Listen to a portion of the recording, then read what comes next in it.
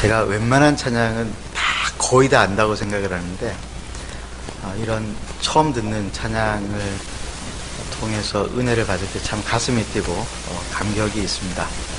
특별히 그 가사가 하나님의 말씀, 스크립처 송이라고 그러는데 이제 말씀을 가사로 해서 올려지는 그런 찬양들은 참 아름답고 우리의 심금을 울리는 것 같습니다. 귀한 찬양 우리에게 들려주시고 또 하나님께 영광 올려드리는 우리 찬양대에 감사를 드립니다. 여러분들의 기도로 저는 잘 다녀왔습니다. 아까 말씀드렸던 것처럼 사실 걱정을 했습니다. 오는 날 이제 태풍 때문에 못 돌아오면 어떡하나. 그래서 이제 수요일 날 오는데 미리 장강사님에게 수요 예배를 부탁을 하고 갔습니다. 기도회는 제가 인도를 한다 하더라도 혹시라도 비행기가 못 뜨면 어떡하나 라고 했는데, 근데 그날 아침에 비가 정말 옥수같이 쏟아졌어요. 걱정이 되었는데 이 비를 뚫고 비행기가 올라갈 수도 있겠는가. 성령의 놀라운 능력만큼 현대과학의 능력이 있더라고요. 그 비를 뚫고 구름 위로 올라갔더니 파란 하늘이 펼쳐지는 것들을 보았습니다. 우리의 인생 가운데에 비바람이 치고 폭풍우가 친다 할지라도 구름 위에 있는 파란 하늘이 없는 것이 아니다라고 하는 사실을 새삼 깨닫게 되어졌습니다. 우리의 인생 가운데 고난이 있어도 하나님의 은혜는 늘 우리를 지키시고 보호하시는 줄을 믿습니다. 오늘 저는 힘이 있고 흥왕하여 세력을 얻는 하나님의 말씀이라고 하는 제목으로 하나님 말씀 함께 나누기를 원합니다. 히브리서 4장 12절 말씀, 우리가 잘 아는 말씀에서 하나님의 말씀이 살아있고 활력이 있다라고 했습니다. 하나님의 말씀이 살아있고 활력이 있다. 이게 옛날 번역으로 하면은 하나님의 말씀은 살았고 운동력이 있어 라고 이렇게 표현이 되어지죠. 저는 이 번역이 훨씬 더 마음에 많이 와닿습니다. 활력이 있다 보다는 운동력이 있다. 살아 움직인다. 하나님의 말씀이 우리의 인생을 날실로 시줄로 그렇게 꿰면서 우리 인생을 엮어가시는 운동력이 있는 인격적이고 힘이 있는 말씀이다라고 하는, 이렇게 하신 말씀, 이렇게 말씀하신 이유가 어디에 있는가? 그 말씀이, 하나님의 말씀은 생명의 근원이신 하나님의 말씀이기 때문에 그렇습니다. 생명이신 하나님, 그래서 하나님의 말씀에는 생명력이 있는 것이죠. 활력이 있고 살아있다라고 하는 것입니다. 그래서 주님이 광야에서 마귀에게 시험을 받으실 때에 40일을 주야로 금식하고 난 다음이었음에도 불구하고 뭐라고 말씀하셨습니까?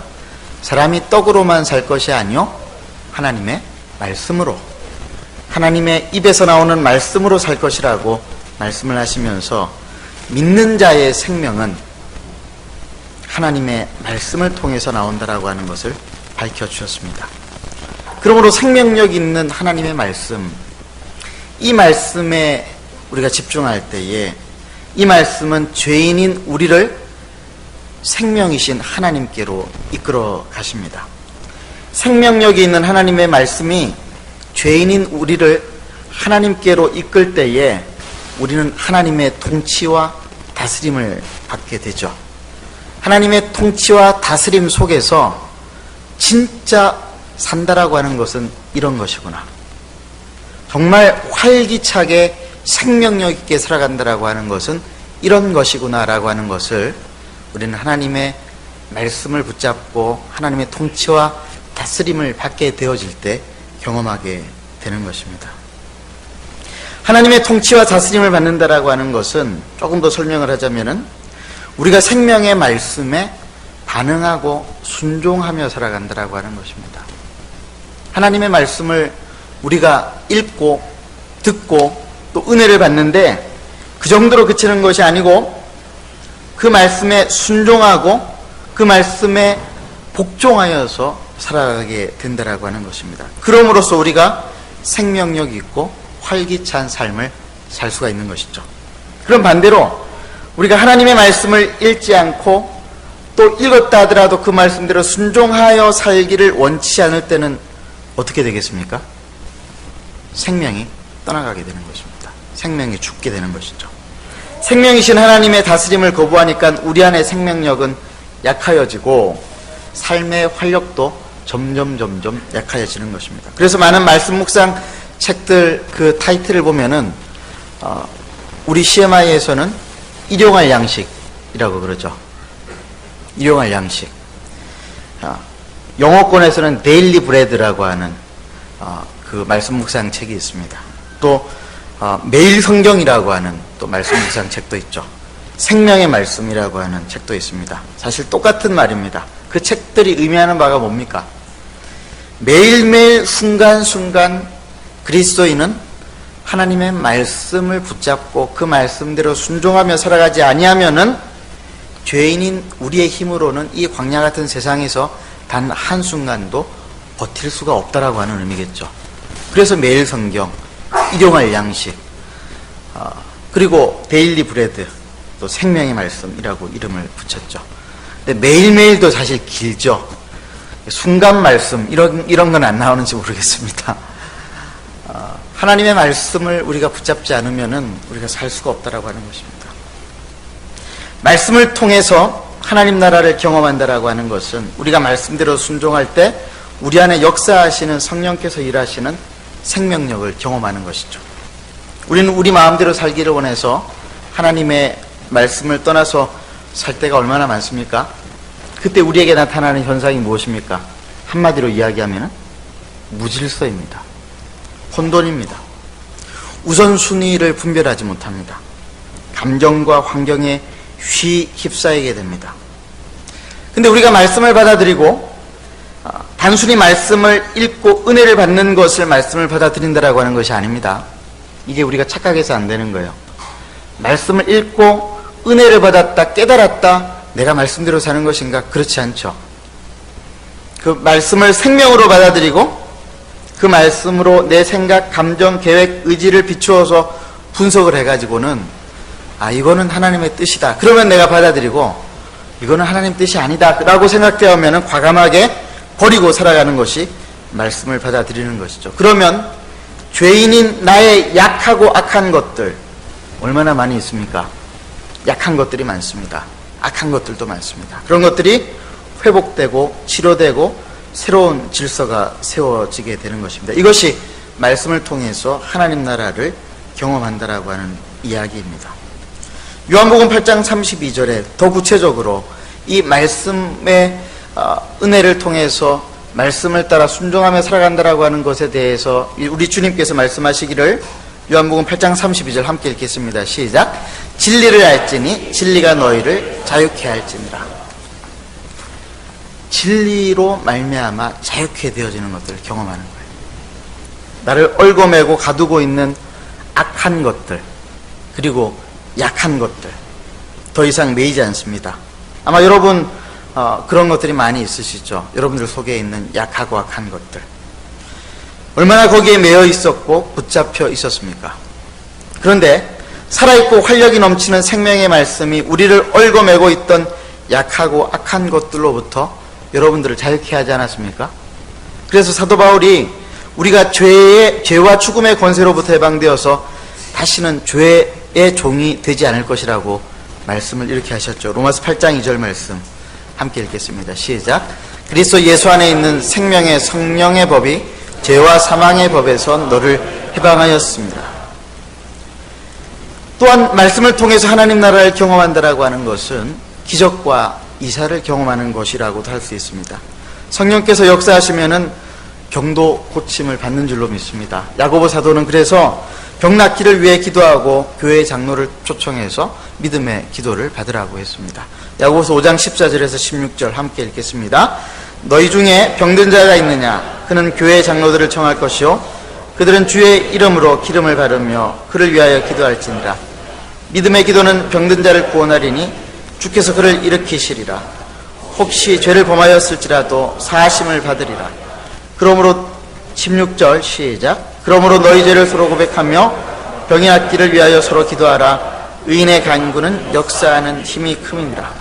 특별한 경우 죄로 인해 병이 들기도 합니다. 그러나 일반적인 경우에 병이 드는 이유는 무엇입니까? 자기가 자기 몸을 잘 관리하지 못해서입니다. 물론 원인을 알 수 없는 병도 있지만은 자기가 자기의 몸을 잘 다스리지 못했기 때문에 몸의 질서가 무너졌기 때문에 병이 오는 것이죠. 그런데 믿음의 기도를 통해서 성령께서 강력하게 역사하실 때는 어떤 일들이 일어나느냐면은 우리 몸 안에 무너진 질서가 성령의 강력한 다스림과 새로운 질서 속에 들어가면서 우리 세포들이 새롭게 재배치가 되어지는 역사가 나타납니다. 그게 이제 병 고쳐지는 역사예요. 어떤 이단들은 귀신이 병을 가져온다라고 믿고 병이 걸리면은 귀신을 쫓아내려고 하는 경우가 있는데 그런 경우도 가끔 있는 것 같습니다. 그러나 흔하지는 않습니다. 그런 의미에서 또 말씀을 통해서 하나님 나라를 경험한다라고 하는 것은 귀신이 쫓겨나는 것을 보게 되는 것을 말하기도 합니다. 예수님께서는 복음을 듣고 세례를 받아 구원에 이르게 되어진 믿는 자들이 경험하게 되어질 일들에 대해서 이렇게 말씀하셨죠. 마가복음 16장 15절에서 18절 말씀 함께 읽겠습니다. 시작.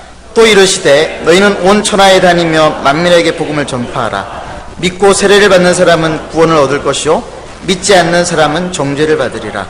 믿는 자들에게는 이런 표적이 따르리니 곧 그들이 내 이름으로 귀신을 쫓아내며 새 방언을 말하며 뱀을 집어올리며 무슨 독을 마실지라도 해를 받지 아니하며 병든 사람에게 손을 얹은즉 나으리라 하시더라. 무슨 말입니까? 이 모든 것들을 종합해 보면요, 우리가 하나님의 말씀을 생명으로 받아들이게 될 때, 그리고 생명으로 그 말씀을 받아들여서 그 말씀을 순종하며 살아가게 되어질 때는 질서가 바뀐다라고 하는 거예요. 죄와 죽음의 질서 속에 있던, 죄와 죽음의 지배를 받고 있던 그 속에 있던 우리가 성령의 새로운 질서 속으로 들어가는 것입니다. 정죄의 시스템과 질서 가운데 있던 우리가 정죄가 아닌 용납과 용서의 질서 가운데로 들어가는 것입니다. 날마다 원망하던 사람들이 감사의 질서로 들어가게 되는 것입니다. 모든 것이 제자리를 찾아서 돌아오게 되는 것입니다. 어떨 때요? 우리가 말씀을 생명으로 받을 때 집 나간 며느리도 들어오고요, 말씀을 생명으로 받을 때 말 안 듣는 남편도 철들어서 돌아오고요, 어떤 인생을 살지 고민하면서 청춘을 보내지 않는, 그러기는커녕 맨날 거울 앞에서 화장만 찍어 바르는 집 구석에 처박혀 있는 우리 딸도 정신을 차리고 돌아오게 되는 것이죠. 신앙을 잃어버린 자가 성령으로 충만하게 돌아오게 되는 것입니다.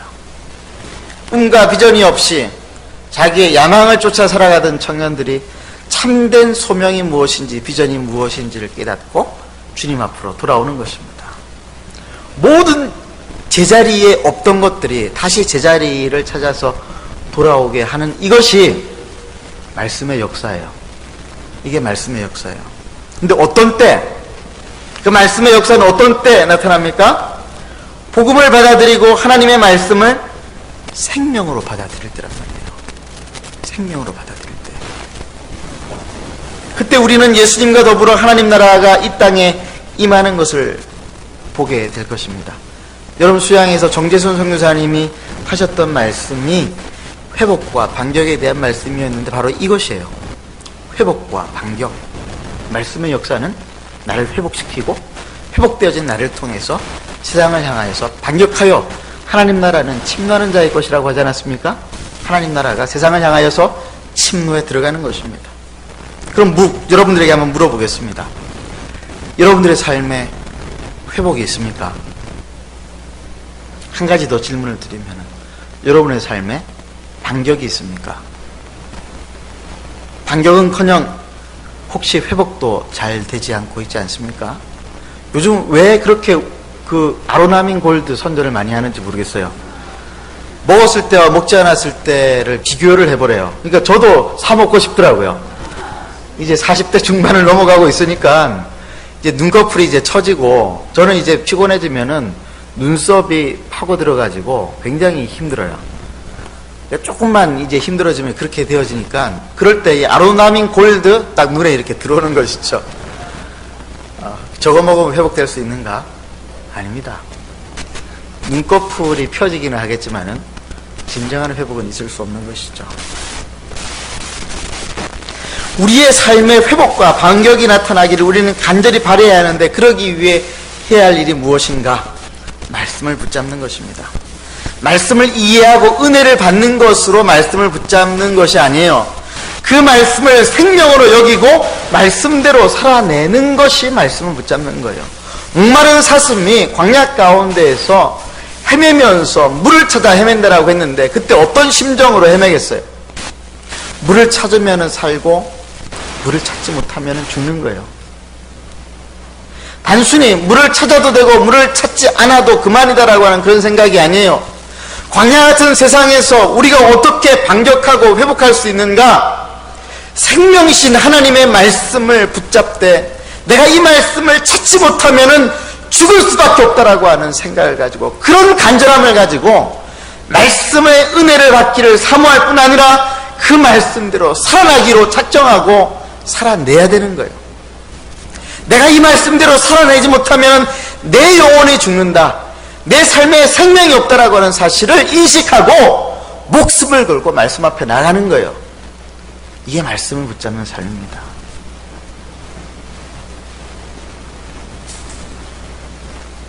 그렇다면 정말 우리가 하나님의 말씀을 붙잡으면 정말 회복하고 반격할 수 있습니까? 네, 그렇습니다. 우리가 새벽에 요즘 보고 있는 사도행전을 보면은, 여러분, 사도행전은 성령행전이라 그러죠. 왜 그러죠?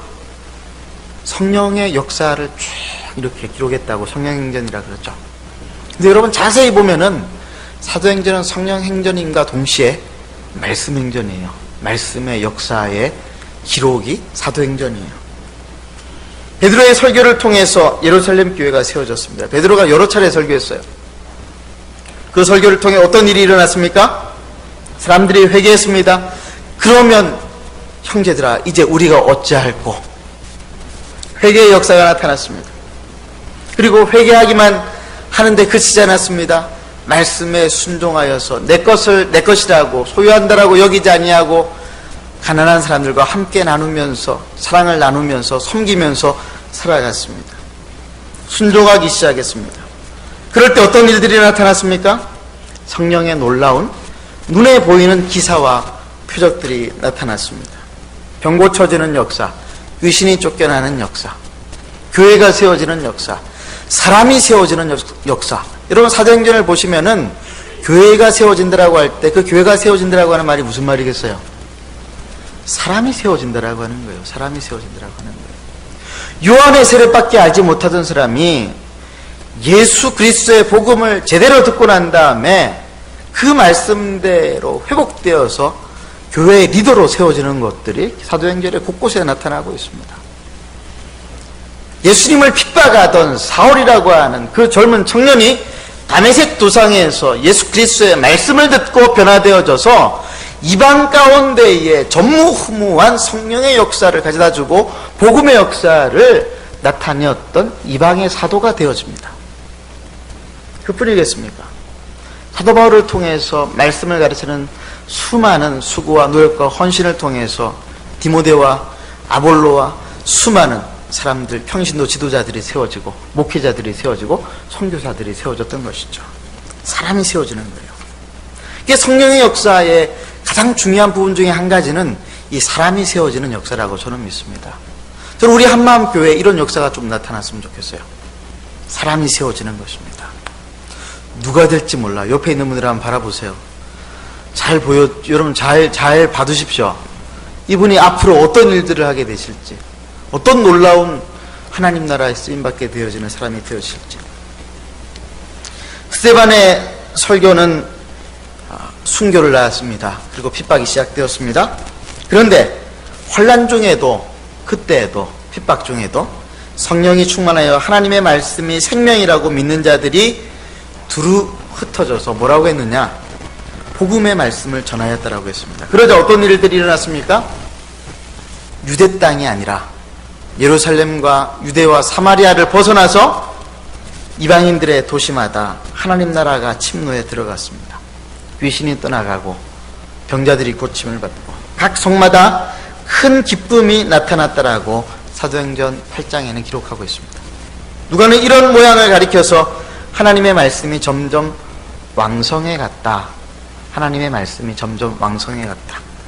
오늘 우리가 읽었던 사도행전 19장 20절 말씀에서는 주의 말씀이 힘이 있어 흥왕하여 세력을 얻어가고 있다. 이 표현을 쓰고 있습니다. 하나님의 말씀이 점점 왕성해 갔다.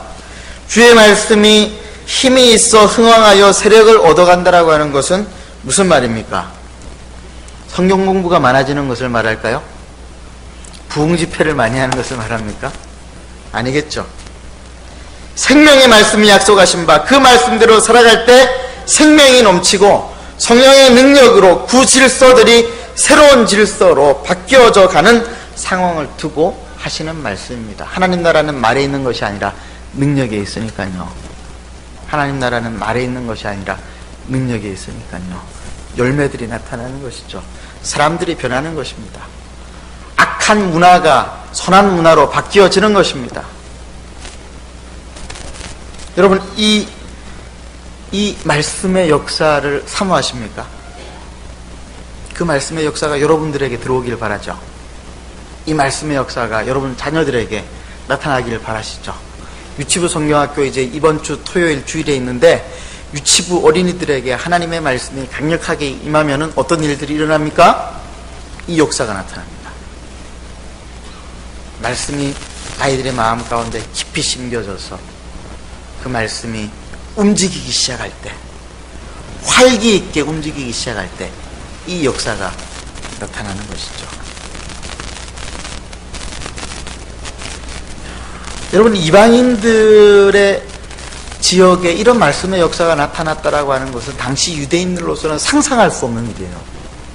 왜냐하면 유대인들은 예수를 믿지 않았어도 하나님을 믿었기 때문에 우상 숭배하는 것들에 대해서 굉장히 어려움을 겪었습니다만은 이방인들은 그런 것이 없었어요. 모든 것을 신으로 만들어서 섬겼습니다. 그리고 그 신을 섬기는 방식이 굉장히 비윤리적이었죠. 사람을 매이게 만들었어요. 신전에서 여자들이 매음을 해가지고 신전에 찾아오는 순례객들과 성관계를 맺는 그것이 신에게 드리는 예배라고 생각을 했어요. 이런 말도 안 되는 일들이 비일비재하게 일어났던 이방 가운데에 하나님의 말씀의 역사가 나타나기 시작했다? 무슨 말입니까? 세상이 뒤집어지는 혁명이 일어나기 시작한 것입니다. 성령에 사로잡힌 바울의 담대한 말씀 사역으로 온 유대와 갈릴리아 사마리아 교회가 평안하여 든든히 서가고 주를 경외함과 성령의 위로로 진행하여 그 수가 더 많아지게 되었다라고 사도행전 9장 29절에서 31절에서는 기록을 하고 있습니다. 안디옥 교회를 통해 성령께서는 바나바와 바울을 이방인들에게로 보내어 하나님의 말씀을 전하게 하셨죠. 이것이 우리가 아는 바울의 1, 2, 3차 전도 여행입니다. 1, 2, 3차 전도 여행은 세 차례에 걸쳐서 몇 년 동안 이루어졌을까요? 여기 퀴즈인데 1, 2, 3차 전도여행 1차, 2차, 3차 1차 2년, 그럼 2차는? 예, 한번 말씀해 보세요. 용기를 가지고. 2차는 3년, 3차는 5년. 총 몇 년? 10여 년. 물론 다 이렇게 계산해서 10여 년까지는 되진 않지만은 대략 10년 동안에 걸쳐서 1, 2, 3차 전도 여행이 이루어졌습니다. 이 1, 2, 3차 전도 여행의 핵심이 무엇이었느냐? 말씀 사역이었어요. 사도 바울은 곳곳에 가는 곳마다 유대인 회당에 들어가서 말씀을 증거했어요. 유대인들이 말씀을 받아들이지 않을 때는 다른 곳에서 말씀을 증거했습니다. 개인적으로 찾아가서 말씀을 증거했습니다. 로마에 속한 수많은 도시에서 사람들이 하나님의 말씀을 들었습니다. 그리고 그 말씀을 듣고자 바울에게 나왔다고 했습니다. 이방인들이 말씀을 듣고 기뻐하여서 하나님의 말씀을 찬송하며 영생을 주시기로 작정된 자는 다 믿고 하나님께로 돌아왔다라고 했습니다. 사도행전 13장 48절 말씀 한번 보십시다. 사도행전 13장 48절 말씀.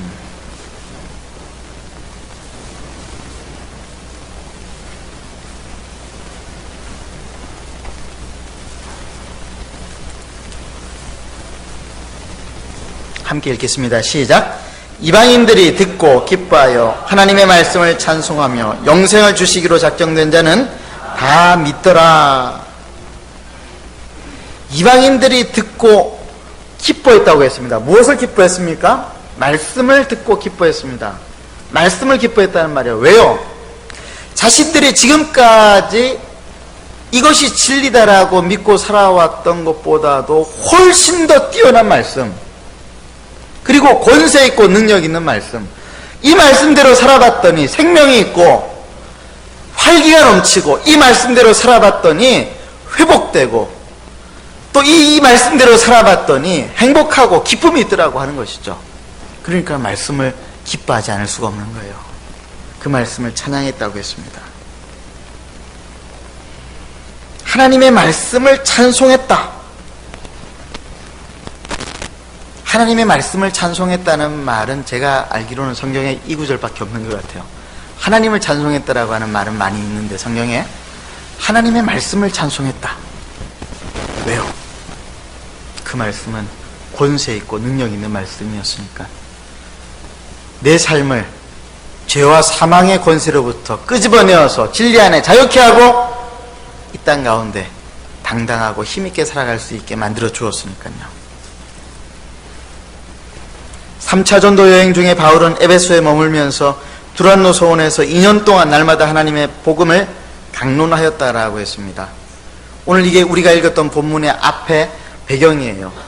두란노 소원이라고 하는 곳은 두란노라고 하는 철학자가 자기의 제자들을 위해서 공부를 가르치기 위해서 만들어 놓은 세미나실 같은 곳이었던 것 같아요. 근데 책도 있었기 때문에 두란노, 이거 벌써 보여주시면 안 되고 두란노 소원이라고 했던 것 같아요.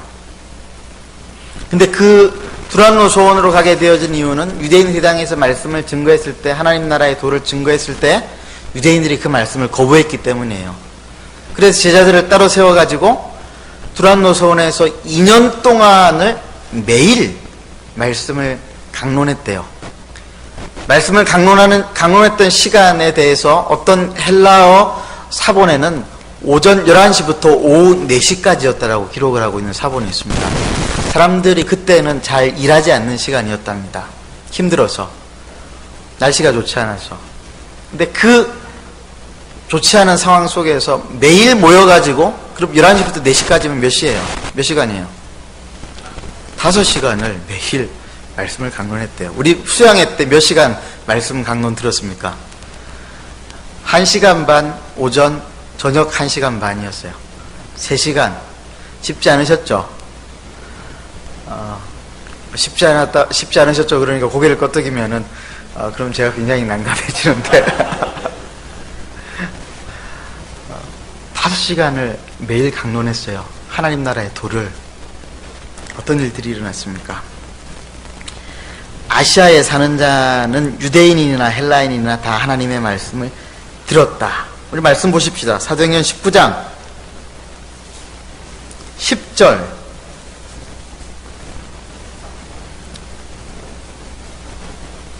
10절 한번 읽겠습니다. 시작. 2해 동안 이같이 하니 아시아에 사는 자는 유대인이나 헬라인이나 다 주의 말씀을 듣더라. 수많은 사람들이 아시아에 있는 헬라인이나 유다인이나 상관없이 말씀을 듣기 위해 나왔다라고 하는 말이에요. 왜? 말씀 자체에 매력이 있기 때문에. 너도 두란노 소원 가봤어? 이랬겠죠. 왜? 거기서 뭐 하는데? 오전 11시부터 오후 4시까지 하나님 나라의 도에 대해서 강론한대. 아니 그렇게 오랫동안 왜? 그 말씀을 들으면 삶이 변한대. 그 말씀을 들으면 자유가 생긴대. 그 말씀을 들으면 진리를 알게 된대. 그 말씀을 들으면 사람이 변한대. 찾아가는 거죠. 그래서 어떻게 되었습니까? 사도 바울이 복음을 전했던 도시마다 기쁨이 가득했다라고 사도행전은 기록하고 있습니다. 왜 기뻤겠어요? 단순히 믿는 자들이 늘었기 때문에? 아니요. 우상을 숭배하면서 하나님을 알지 못하던 그곳 가운데에 하나님 나라가 임했기 때문에 기뻐하였던 것입니다. 도무지 소망이 없던 내 삶의 현장, 내가 나를 바꿀 수 없고 내 환경을 바꿀 수 없더라고 했었던 절망의 자리가 소망의 자리로 바뀌는 것들을 경험하면서 그들은 기뻐했던 것이죠. 저는 이 역사가 우리 한마음교회에 나타나기를 바랍니다. 여러분들의 삶의 현장에 나타나기를 바랍니다. 여러분, 이 놀라운 일들은요, 오늘날도 계속되는 줄로 믿습니다. 이제 그 사진을 보여주세요.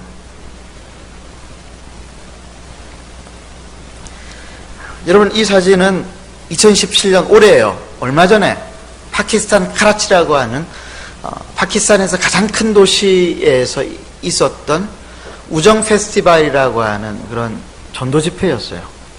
기독교 전도 집회였단 말이에요. 파키스탄은 여러분들이 아시다시피 무슬림 국가입니다. 이 카라치에 2,500만 명의 무슬림 인구가 살고 있어요.